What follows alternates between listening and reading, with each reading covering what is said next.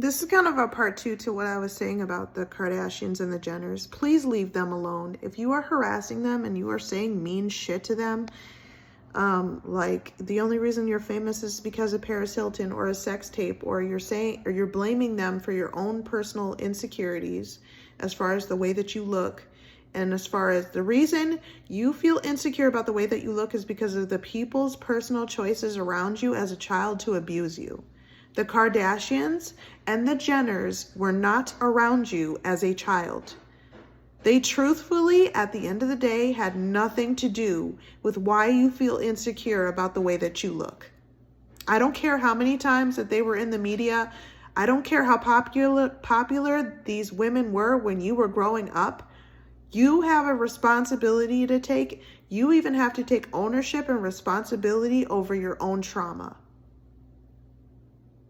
That being said, the reason you have trauma and the reason you feel the way that you feel about the way that you look and shit like that has nothing to do with the Kardashians and the Jenners. I will say that forever because it's true.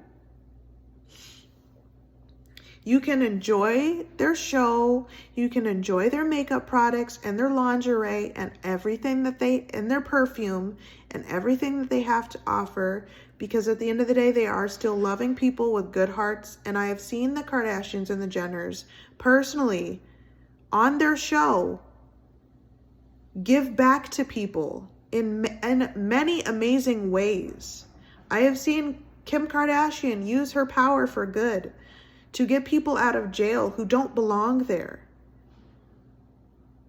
I have seen Khloe Kardashian go to prom with a man who, from what I understand, was bullied and ostracized, and he didn't feel like he had anybody. And Khloe Kardashian with her busy schedule as well, because keep in mind, the Kardashians and the Jenners are some of the most hardworking women ever. They are very busy people. They don't usually, and they take the time out for other people to help other people with money, with housing, with different things. I've seen them do it. We've all seen them do it. If you had watched every single episode of Keeping Up with the Kardashians, it's not just about drama and ex-husbands and alcoholism and things like that. It's also shows that very charitable and very humanitarian aspect of the Kardashians and the Jenners, where they do help people. Whether you want to admit that or not, they use their power, their platform, and their money for good. A lot of times, you're not paying attention, and I don't think some people want to pay attention to it because they want somebody else to blame. They want a bad guy. They have to have a villain in their story in order to be happy. In order to feel like, oh man, I have this big bad wolf. I gotta have the villain of my story, the main villain. No, at the end of the day, when years go by, you are no longer a victim. Eventually, the villain of your story is gonna end up being you.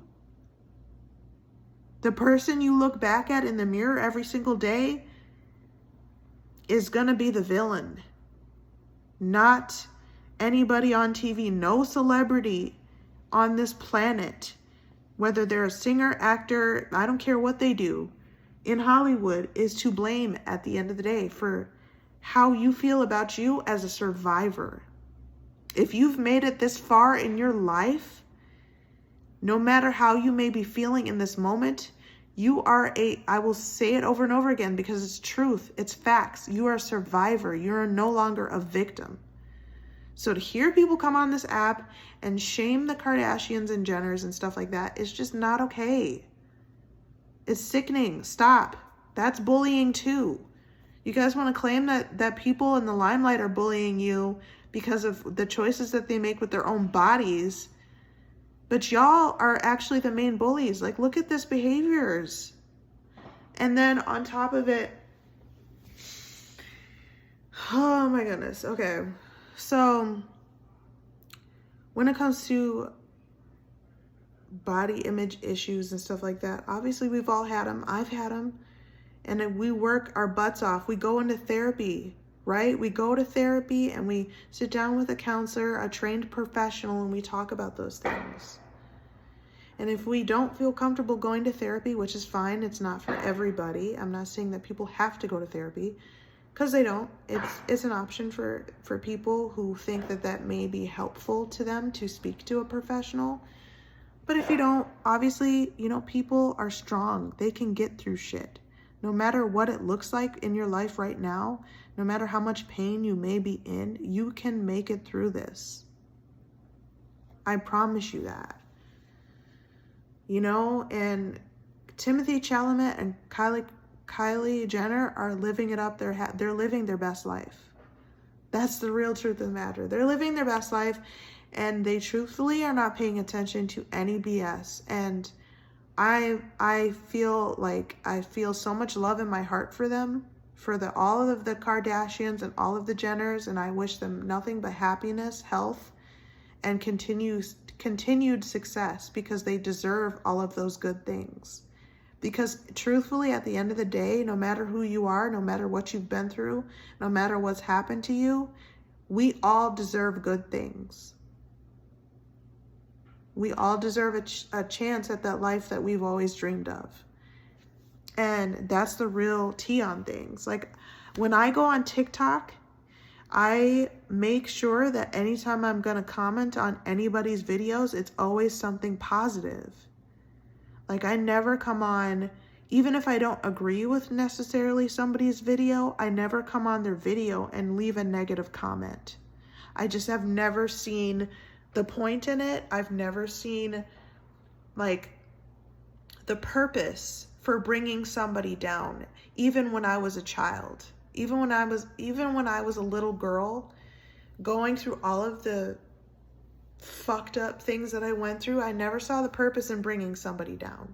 No matter what type of stereotypes people might try to perpetuate against me as a Black woman, my skin color alone has convinced some people that I am a bad person, just based off of the way that I look alone.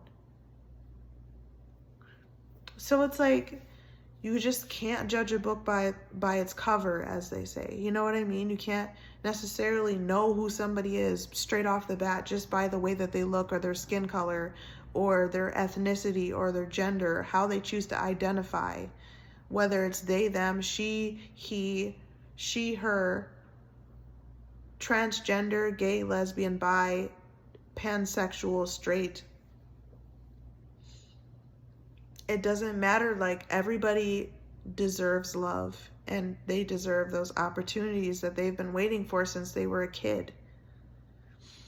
The stuff that you dream about, the stuff that you fantasize about, the things that you wanted, and maybe the dreams that you let go of because of all the trauma that you went through. Like, I did the same thing. When I went through the shit that I went through, I was like, there's no possible way that I'm going to make it through, that I'm going to be successful in any type of way, that I'm going to become anything, because I didn't think I was going to live past age 16.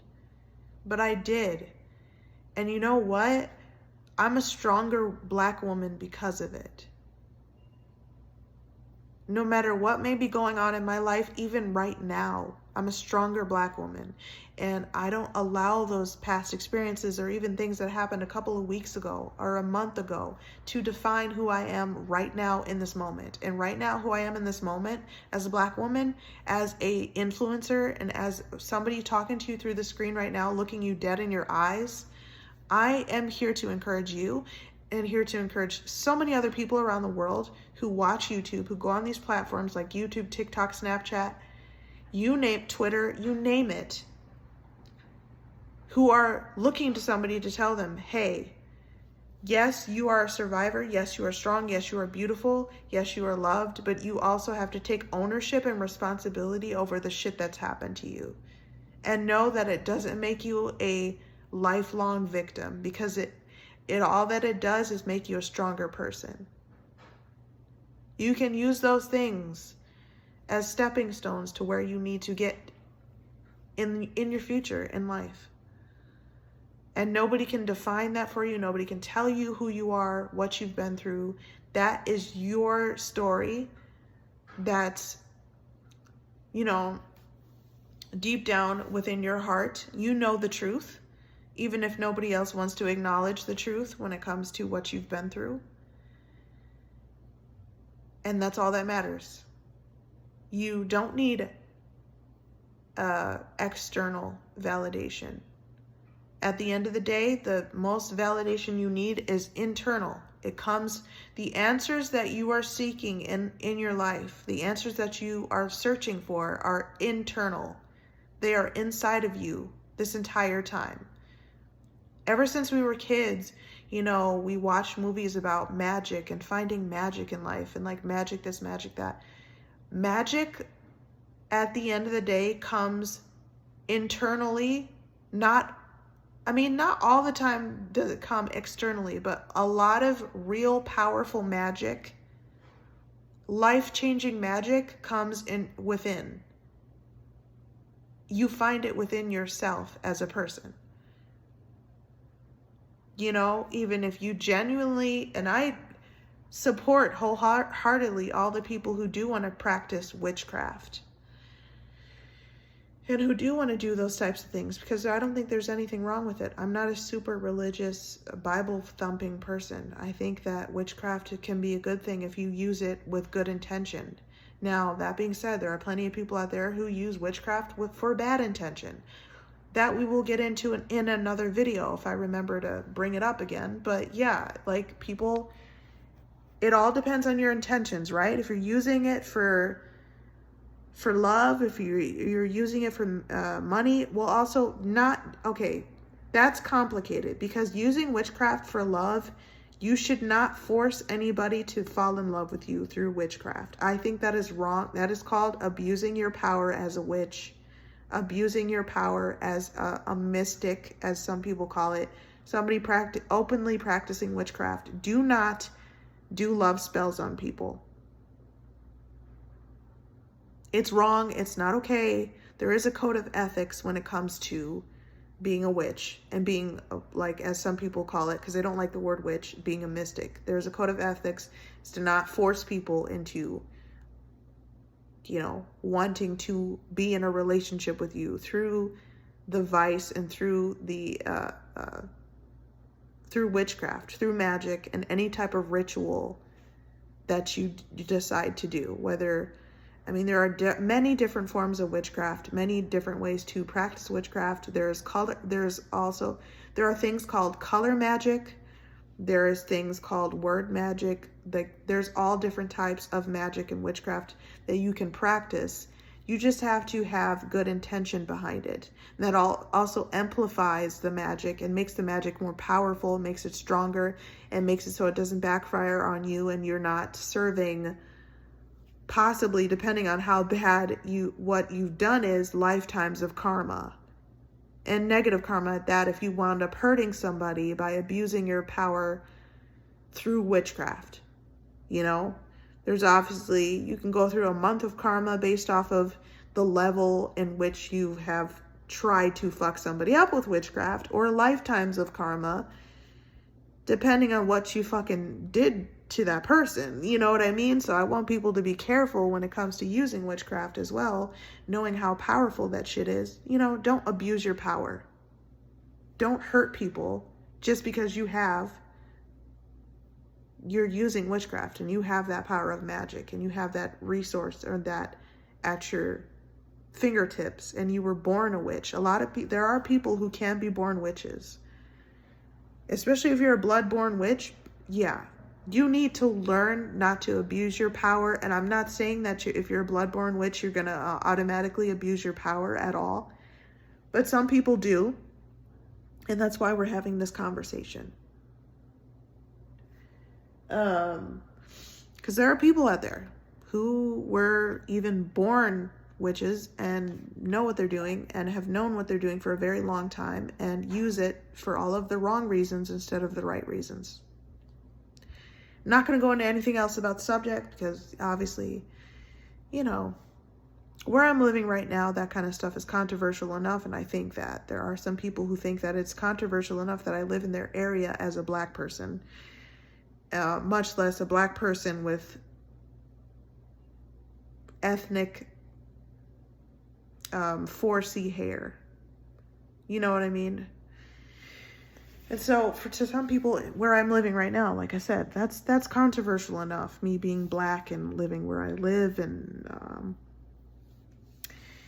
yeah, it's just, some people have proven they can't really handle that. That makes them uncomfortable. I literally had an incident where, and I no longer order Domino's pizza here because of it, where I was ordering Domino's pizza and they were leaving my order like at random places in the apartment complex that I'm currently in right now, and it got stolen. And I'm like, okay, my food, which was it was like $100-something order, got stolen from somebody random. I don't know, somebody who lives in the building. And I call them up and I tell them the situation, and they're like, I overhear the guy in the background like, oh, that black girl's probably just trying to get free food.